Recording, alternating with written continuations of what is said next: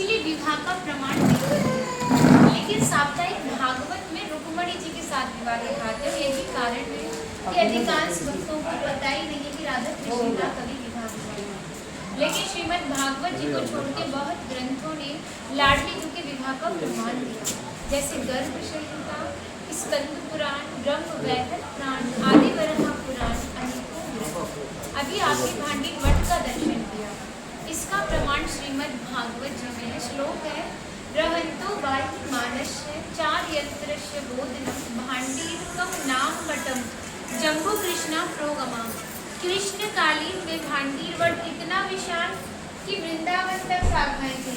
तो पिछले टाइम में पुल नाम होते नहीं थे, ठाकुर जी शाखाओं पे चढ़ के यमुना महारानी को पार करते थे। मान्यता है ठाकुर जी की 9 लाख गाय यहीं बैठ के विश्राम करती थी। तो माताएं जो भी माखन मिर्ची रोटी इत्यादि प्रसादों में रखती थी, सब एकत्रित होकर दोपहर का भोजन लेते थे। आप कभी विवाह में जाते हो तो क्या बिना प्रसाद के आते हो? आप लाडली जी के विवाह स्थल में आए तो बिना प्रसाद के कैसे जा सकते? ठाकुर जी ने ब्रजवासियों से पका हुआ भोजन दीक्षा स्वरूप अंजलि में मांग के पाया, जिसका नाम मधु करी दिया। आज भी संत मांग के पाते। तभी शास्त्रों में बताया कि जब तक ब्रजवासी की कृपा नहीं होगी, ठाकुर जी की कृपा बड़ी दूर की बात है। इसी से अभिमान का नाश होता है, युगल चरणों की प्रेममयी भक्ति प्राप्त होती है, जो कि बहुत ही दुर्लभ है। लेकिन ब्रजवासी कृपा करें, सहज मुक्ति प्राप्त होती है। राधा रानी ने श्रीधाम भांडीवन के बारे में कहा कि भांडीवन धाम में वही भक्त आ सकता है जो द्वापर युग में ठाकुर जी के विवाह में किसी न किसी रूप में जरूर उपस्थित रहा है। और डायरेक्ट नहीं आएगा, माध्यम जरूर रहता है।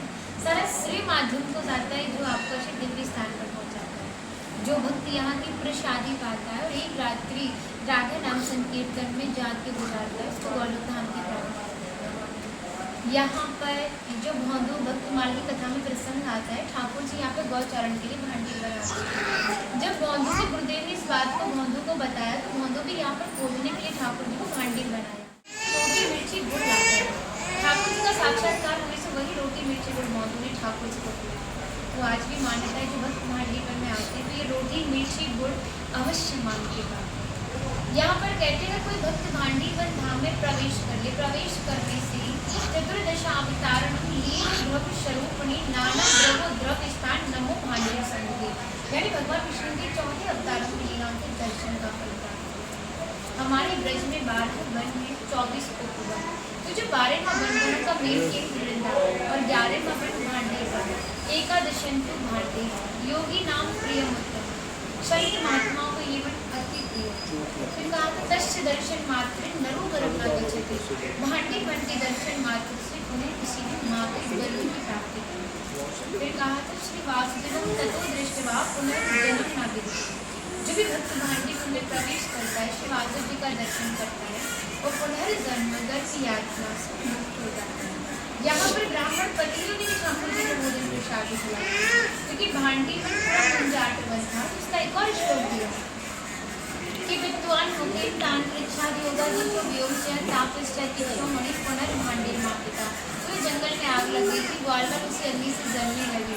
तो काना बोला ये जो भांडी वर्ष है, आप इसके नीचे आँख बंद करके लेट जाइए, ये महसूस कीजिए कि शीतल ठंडी हवाएं चल रही। ठाकुर जी पूरी अग्नि को मुँह में कान करिए।